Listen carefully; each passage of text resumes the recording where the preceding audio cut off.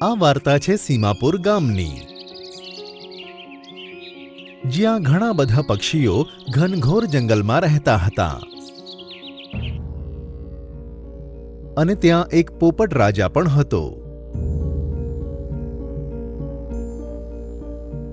પક્ષીઓ વધારે હોવાના કારણે પોપટ રાજા બધાને થોડું થોડું ખાવાનું આપતો હતો, જેથી તેમના દિવસનું ગુજરાન ચાલે.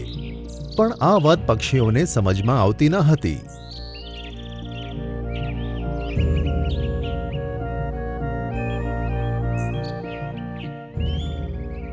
તે વિચારતા હતા કે અમારો રાજા અમારું ખાવાનું ખાય છે અને બધા આ વાતને લઈને બેચેન રહેતા હતા. તેથી તેઓ રાજાની ભલાઈ જોઈ શકતા ન હતા અને તેઓ વિચારતા હતા કે અમારો રાજા ખૂબ જ કઠોર છે. બધા પક્ષીઓને ખાવા માટે તડપાવે છે અને દિવસનું માત્ર થોડું જ ખાવાનું આપે છે.